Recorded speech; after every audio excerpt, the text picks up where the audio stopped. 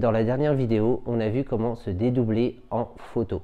Donc aujourd'hui, on va voir comment se dédoubler en vidéo. Ah, pourquoi j'ai cette tenue? Bah, je t'explique ça tout de suite. Attends, je vais me changer avant. Ah, voilà, c'est quand même mieux là. Dans la dernière vidéo, comme je t'ai dit, on a vu comment se dédoubler en photo. Et là, aujourd'hui, je vais te montrer comment le faire en vidéo. Et contrairement à la vidéo dernière où je ne t'ai pas expliqué comment faire les plans, là aujourd'hui je vais te le montrer. C'est pour ça que j'ai cette caméra devant moi. Donc allez, c'est parti, je t'explique tout.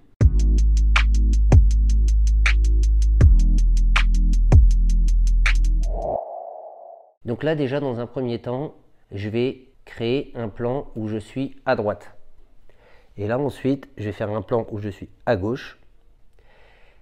Mais bon, là comme ça, tu dois te dire, ouais, il est à côté de deux mecs qui lui ressemblent, mais comment il a fait ça? Bon, allez, c'est tout simple, je vais te montrer. Donc là, dans un premier temps, ce qu'on va faire, c'est qu'on va installer notre caméra. Et notre caméra, on va la positionner de façon, là comme tu le vois, je l'ai mise bien en face avec un bel angle où on voit tout le canapé. Donc je l'ai positionné comme ça.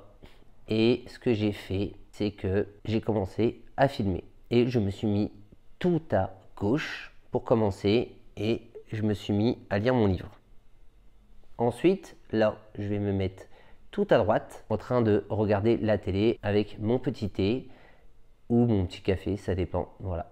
Et ensuite, je vais créer la troisième image où je suis au milieu. Donc là, comme on peut le voir, il y a trois images différentes qui ont été filmées différemment. Donc il y a plusieurs techniques pour ça. Tu peux te positionner sur ton canapé en te basant sur les coussins de chaque canapé. Ou alors, tu demandes à quelqu'un qu'il utilise la grille du téléphone pour bien te centrer bien à droite dans la première descente, comme si tu filmais en vertical quelqu'un. Ensuite, les deux autres parties doivent être vides.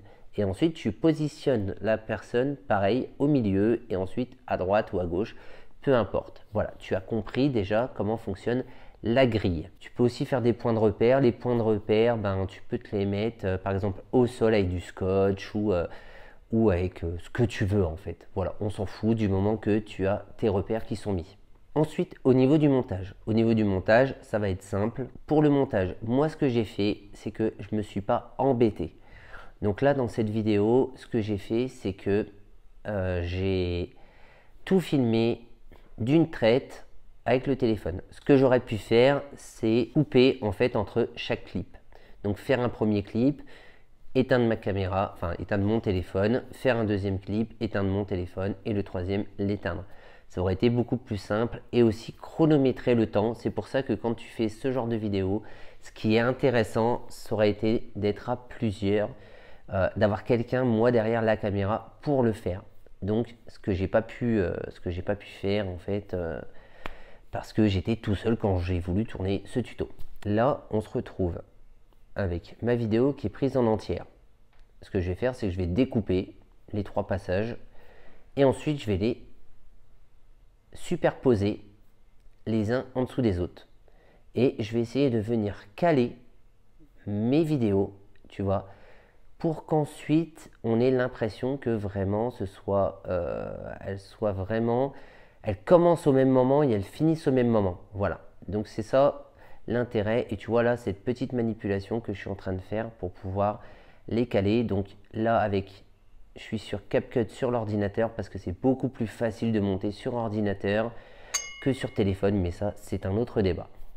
Donc là, ce qui se passe, c'est que je suis en train de les positionner toutes les trois. Donc là, je les positionne et je suis en train de les couper en fait au fur et à mesure pour trouver une entrée et une sortie. Ensuite, ce que je vais faire, c'est que là, on rentre dans le côté un peu technique. Je vais aller dans cadre. Dans cadre, je vais aller couper la première partie de cette vidéo et je vais la cadrer comme ceci. Ensuite, je vais aller sur la deuxième vidéo, je vais aussi faire un cadre et je vais positionner comme ceci.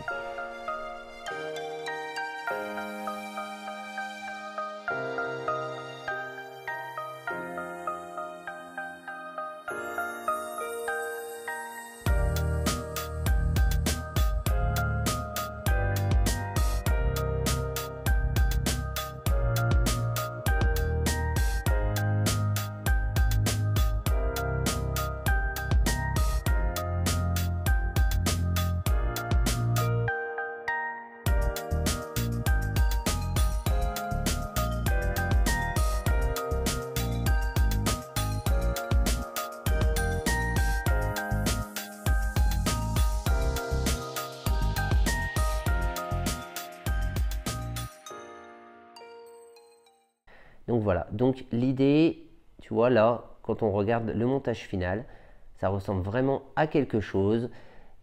On a vraiment l'impression que les trois personnages sont l'un à côté de l'autre. Donc voilà, après tu peux faire ça dans plusieurs endroits de ta maison, etc.